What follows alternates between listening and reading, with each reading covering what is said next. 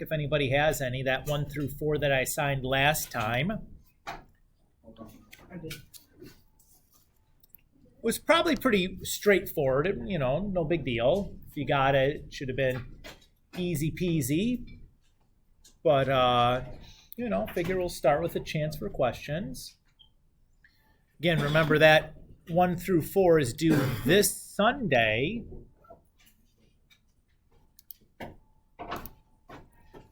So don't forget about that if you haven't done it yet. Myself, I'd want to get that guy done and posted so I can just like roll into vacation math free. Not that I don't think about math every day, but you know. Can you do number 1? Can I do number 1? Sure. Do that. That's the easiest way to do it.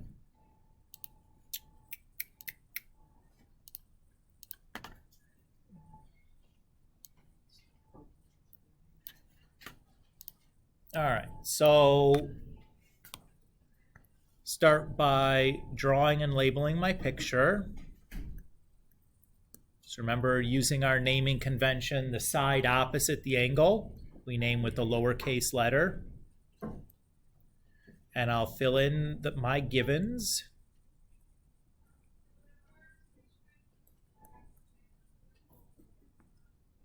So if I look here, I have A, and I have B, and I have side C.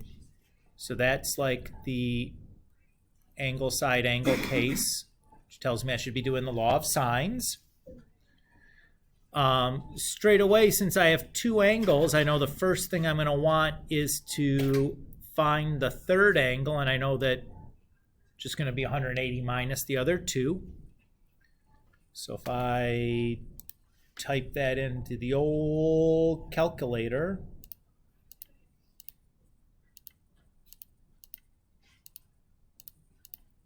I get 68 degrees.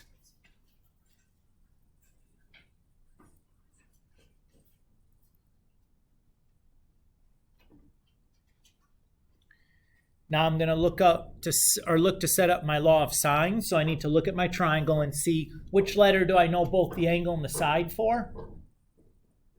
That's C, right? Yes. C is the only one where I know both. So I'll say sine of angle C over side C equals, and now I'm just going to pick to solve for side A or side B next. It doesn't really matter which one I choose. The order doesn't matter for these 2 angle problems. So let's just use alphabetical. I'll solve for side A. So I'll say equals sine of angle A, so 78 degrees, over side A. What I've done is I've created a proportion. That's an equation where you have 2 fractions equal to each other. To solve a proportion, we cross multiply. So I get A times sine 68 equals 17 times sine 78. And I'll divide now by sine 68. And then it's calculator time.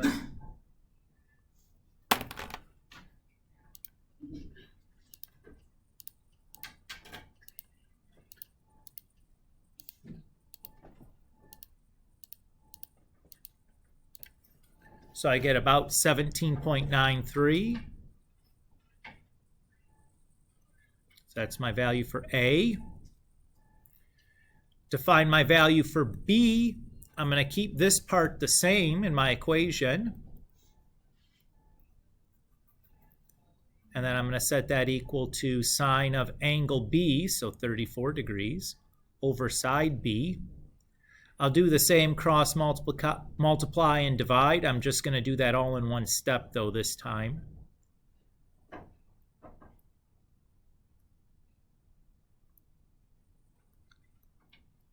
So when I type that into the old calculator, I get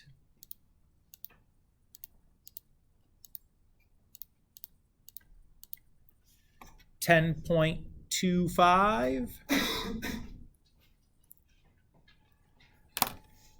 And that's all she wrote. Does that feel all right? Yeah.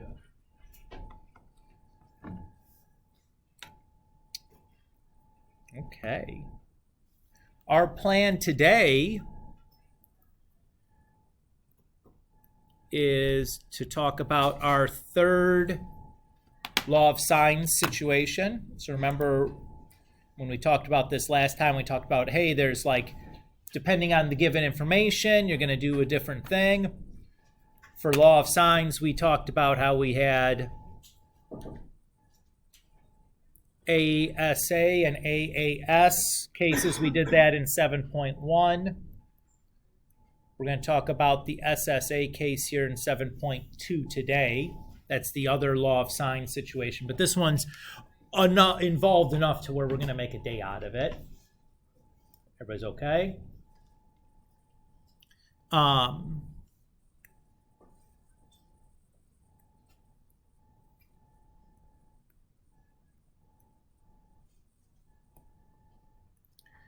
right. So the SSA situation is a little bit different than the other ones because in ASA and AAS, it's always just, they're all possible. No matter what numbers you put in, as long as they're like feasible numbers for angles or side lengths. And you can't use negatives. You can't use a number, bigger than 180, that kind of thing. But as long as you have like reasonably feasible numbers, like doesn't matter the numbers, it'll always work. You always just get one set of answers. In the SSA case or situation, that is not the case. So in this situation, we can have impossible situation where there's 0 triangles possible, 1 triangle possible, or 2 triangles possible. So the first thing I want to do is sort out, okay, using the given information, can I tell which one of these 3 situations I'm going to land in? Everybody's okay with that plan? So to do that, let's remind ourselves what the SSA situation looks like. Let's give these guys names.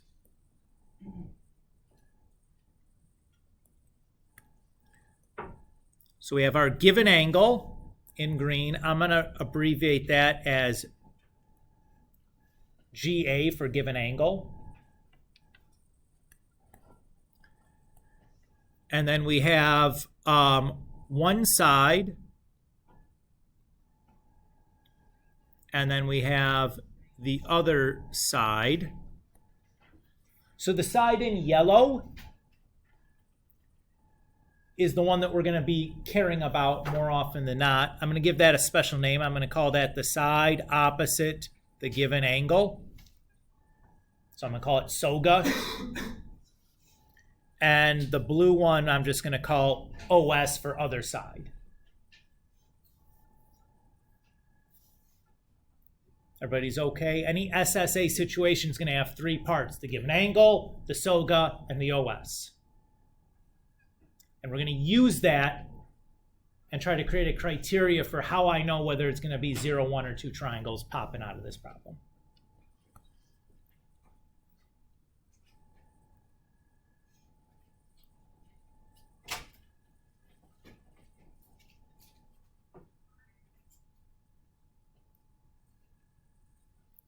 So the first situation is where my given angle is not acute.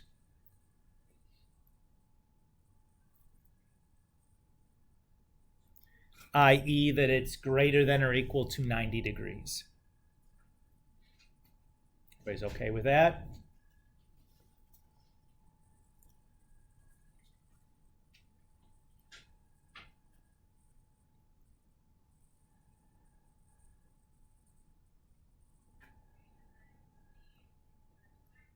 So if my given angle is not acute, if it's right or obtuse, and the side opposite the given angle is shorter than the other side, no triangle is possible. Now think about what that's saying. Remember that we know that the side lengths and angles for triangle are proportional. So the longest side should be opposite the biggest angle. if my angle is not acute, if it's 90 degrees or bigger, that guarantees that it's the biggest angle in the triangle, right? If I don't have the biggest side opposite it, there's no way I can make a triangle out of that. So that's why this is going to just give us 0 triangles. And then otherwise, and I should say that should really be less than or equal to. If the SOGA is strictly bigger, then we get 1 triangle.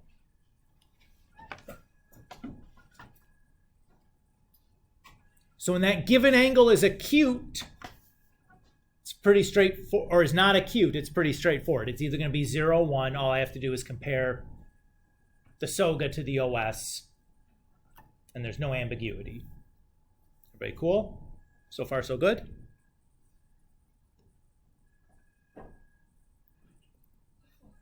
Case 2 is where the given angle is acute, i.e. where that given angle is less than 90 degrees.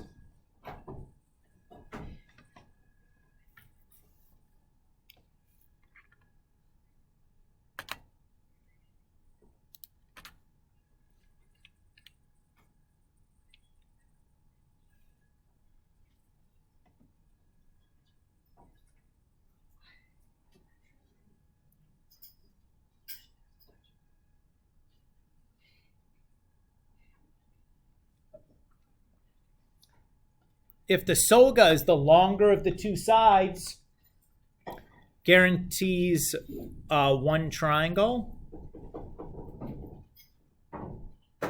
But if the SOGA is the smaller, strictly smaller, we could have 0, 1, or 2 triangles. We call this guy here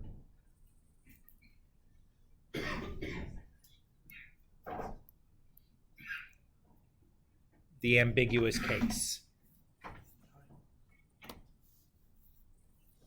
So any situation other than this one, we can immediately determine how many triangles are possible.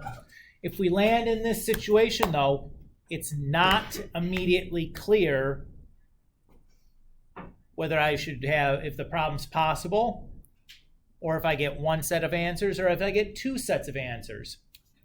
It's going to need a little bit of further analysis. Okay? So let's look at how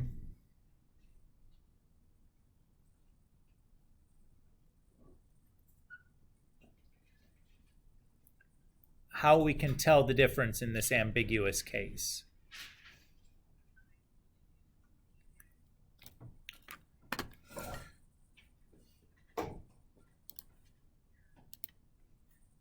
So to do that, I'm going to do an example to kind of work through how we do that, and then we'll turn that example into a formula.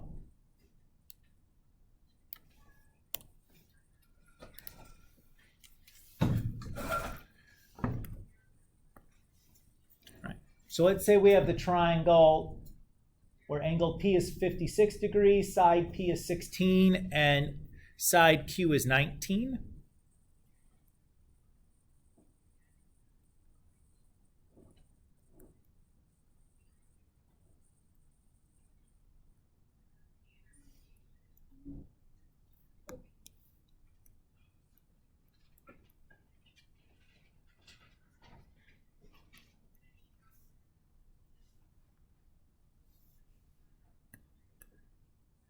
Everybody okay with how I've drawn and labeled my triangle? Now I'm going to check that this isn't what kind of situation or what kind of triangle we have.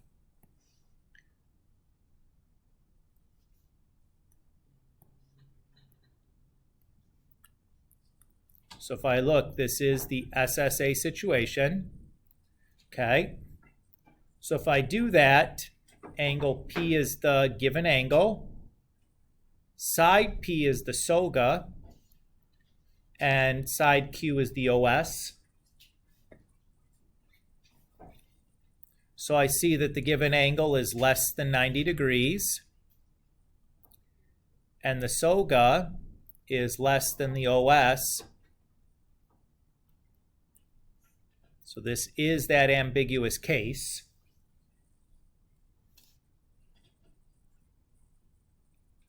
Is everybody okay with how I've started this? Drew my picture, figured out what kind of triangle I have. When I saw it's an SSA triangle, I did my further analysis to figure out which one of those four situations, or which one of the two cases I landed in. I had an acute angle, so I landed in case 2. And to figure out which of the subcases for case 2 I landed in, I compared my SOGA and OS and found I fell into that ambiguous case. So what I'm going to do is I'm going to start to figure out if I have 0, 1, or 2 triangles.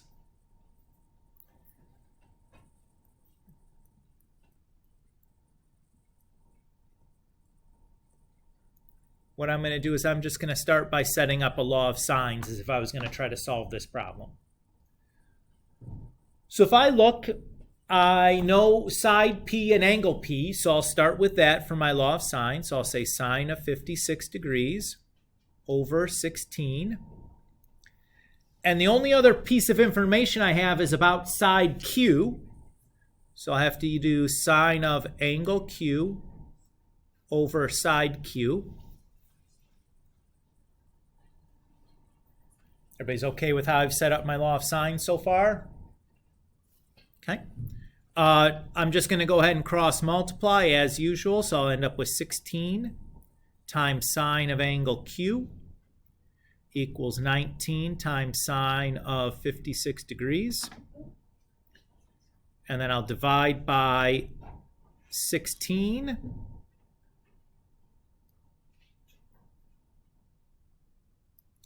And this number that I'm about to get here is going to tell me what situation I've landed in. So this number here, if I look at it, 19 is the other side. And then we have sine of the given angle over the SOGA.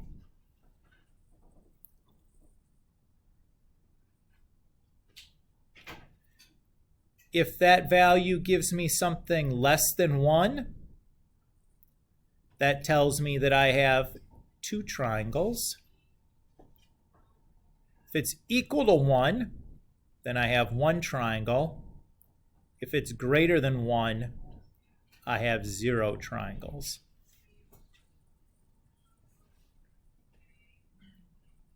So looking at 19 times sine 56 over 16,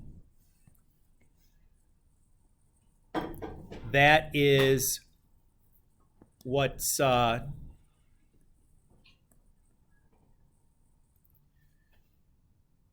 going to tell me what to do next. So this formula here is one that you'll use every time you run into an ambiguous case. Okay? So that's one that you'll want to make sure that you have written down, or that you at least remember to refer back to from my notes. Everybody's okay so far? So let's look at what happened in our specific situation. So I had 19 times sine 56 divided by 16. And that's 0.984.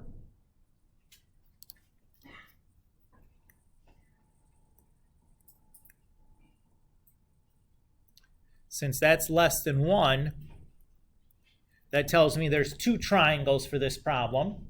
It's possible to make 2 triangles out of the measurements they've given, or that I've been given. So when I answer this question, when I solve this triangle, I'm going to have to report 2 sets of answers.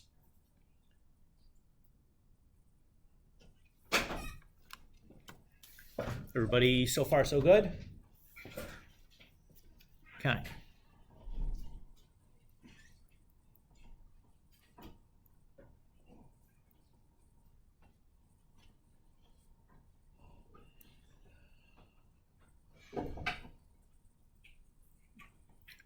Yes. Sure. So what I'm going to do next is I'm going to continue this problem now and show you guys how to find these two sets of answers. Now that I've determined there are two sets of answers. So far so good. So to do that, I'm going to just take this work with me.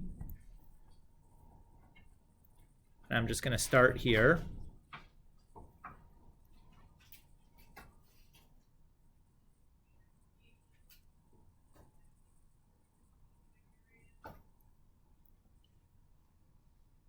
And I'm going to continue now solving for angle Q. So angle Q right now is trapped inside of the sine function. What do I need to do to both sides of this equation to get rid of that sine function and let angle Q out?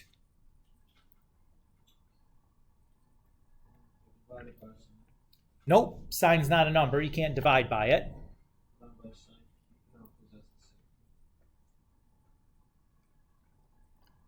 What do I need to do to both sides here to free angle Q from being trapped inside of sine? Sine inverse is the correct answer. Well done. So I'll do sine inverse to both sides.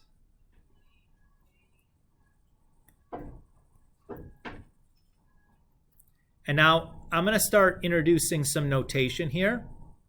So I'm going to start calling this angle Q angle Q1 because I'm going to have two separate sets of answers. I'm going to have two separate answers for angle Q, for angle R, and for side R. So I'm going to use subscripts 1 and 2 to designate whether this is from which triangle that set of answers belongs to. Can I go to IT? Yeah, sure. So I'm ready for my calculator. So I'll do sine inverse 19 times sine 56 divided by 16.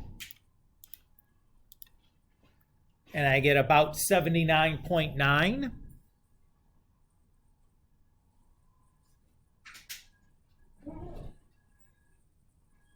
So I'll box that up. That's an answer that I'm going to keep because that's for triangle 1.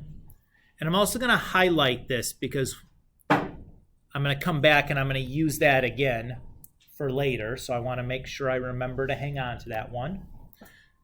When you're solving the two triangle situation in the SSA case, the first angle you find in triangle 1 is going to be something we're going to use again. It's the only piece from triangle 1 that we care about for later. So that's why I'm going to highlight it now. So now that I found angle Q, I already had angle P. So guess what I can get now for basically free? Angle R. So angle R1 is going to be 180 minus angle P minus angle Q1. Notice that I don't bother to put a subscript on my angle P because it was a given. Angle P is actually a part of both triangle 1 and part of triangle 2.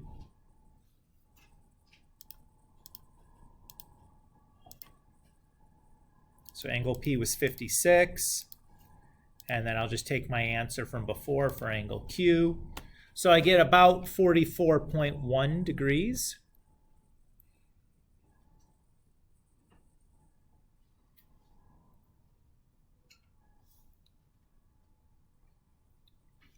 And now that I have angle R1, I can solve for side R1. So again, I'll set it up as sine of angle P over side P equals sine of angle R, so I'll drop my answer for that in, over side R, and I'm going to call that side R1 because we're going to get a second set of answers here in a moment.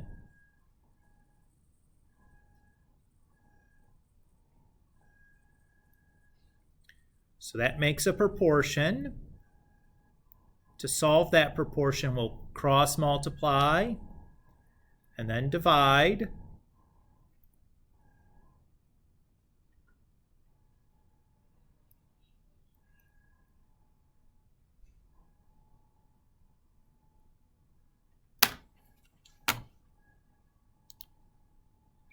So 16 sine of my previous answer divided by sine 56.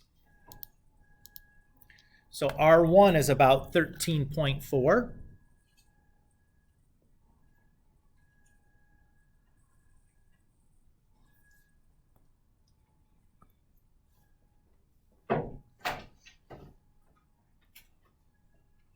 So far, so good. It's the projector.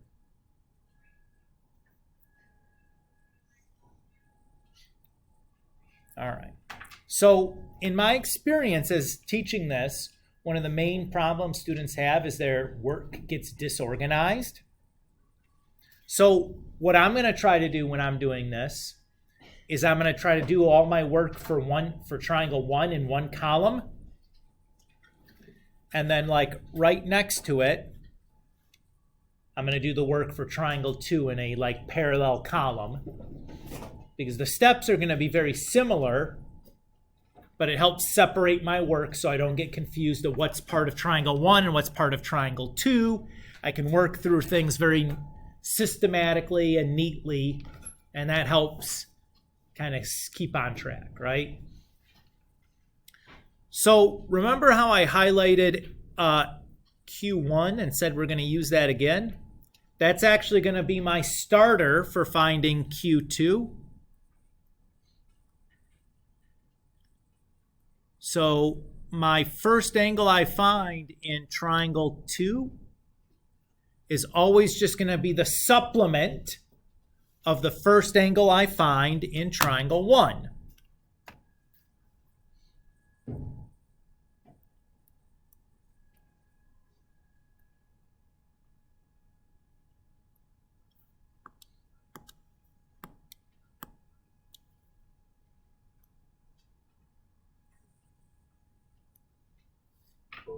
Now, it's the only angle from triangle 2 that I'm going to find this way.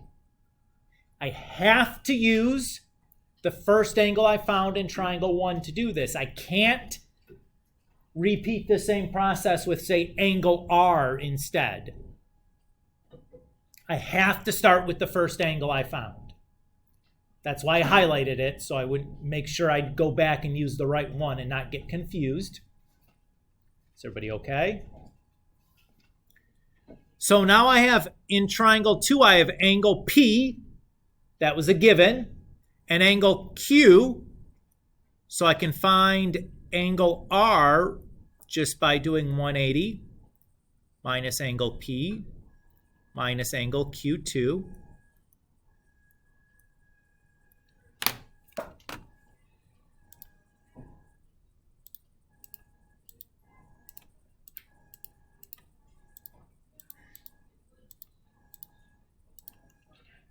So that's about 23.9 degrees.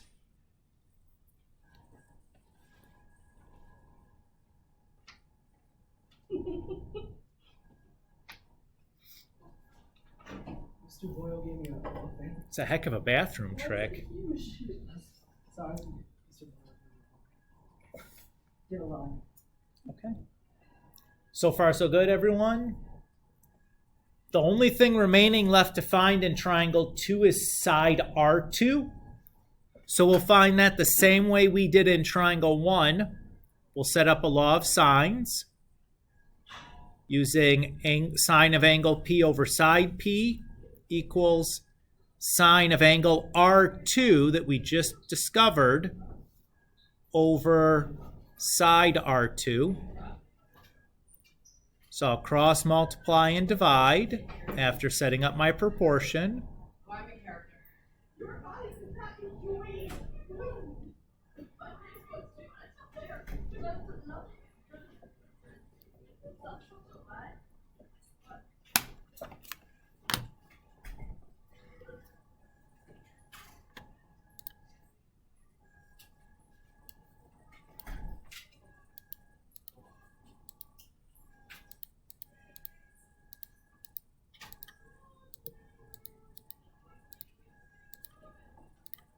So I get about 7.8.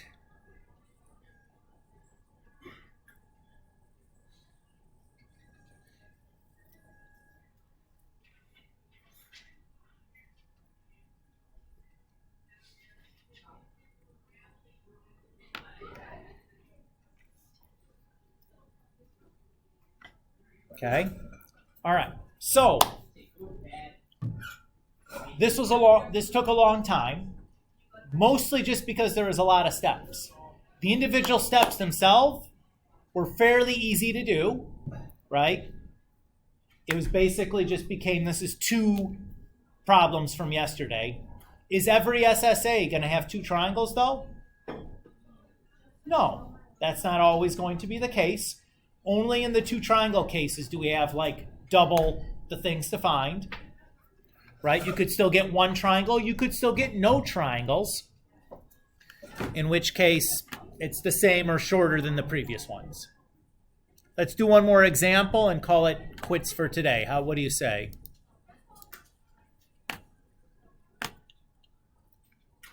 I'm good with that too.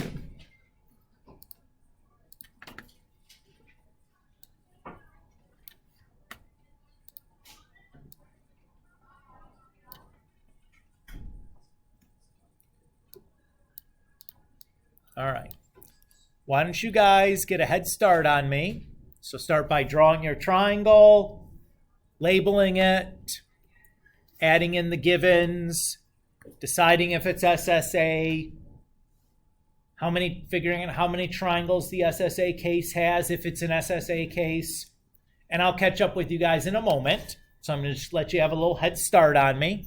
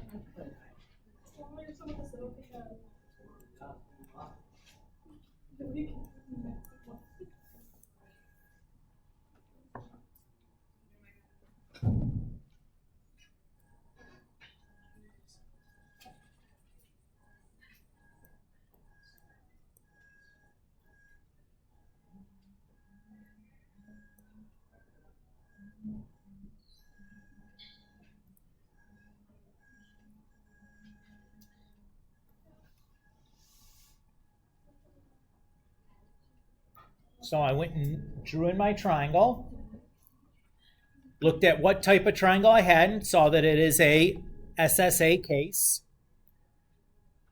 Since my angle was acute, I know I have to compare the SOGA to the OS. Here SOGA is less than OS. So I know that we are in the ambiguous case land again. To decide the number of triangles, I'm going to do the OS times the sine of the given angle over the SOGA. So that's going to be 4.9 sine 74 over 2.5. Hi. Thank you. Nick, it's for you. Looks like you got to get out of jail free card, or early card anyway. It's funny because I'm calling school jail.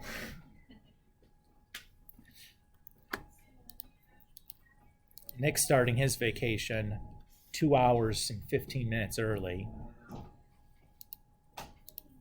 Watch out for his Instagram. See where he's going. So when I do that, I fill in my values for OS, GA, and SOGA. I get 1.88. I note that that number is greater than 1. So what does that tell me? I have 0 triangles. Guess what? Problem's now done. If there's no triangles, can I solve for anything? No, I'm finished. Woo! Oh, Mr. Kulik. All right, so some of the time it works out where it's like double work, but some of the time it works out where it's like kind of nothing.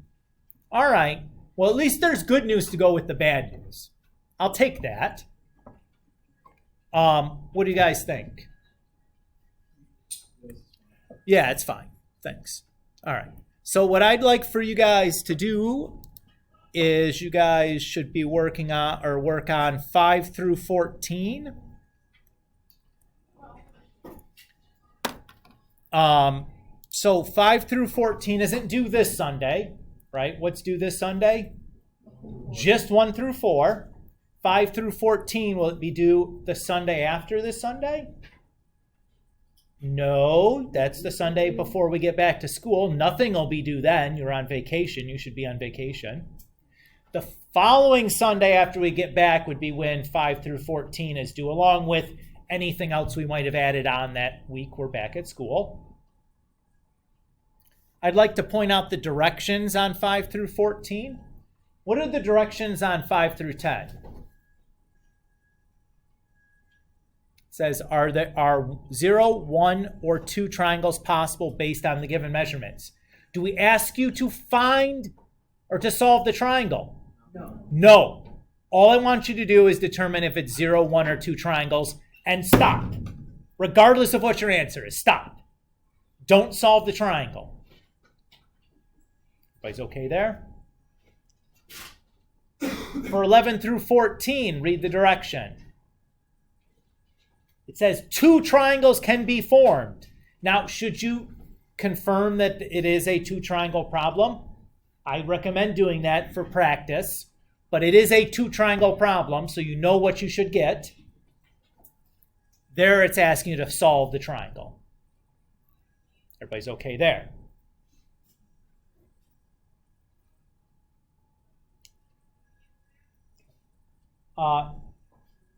This is where I'm going to stop. Everybody happy? Right at 40, you got a minute and 30 seconds break from Mr. Kulik. Yay! All right, so I'm going to pull the plug here.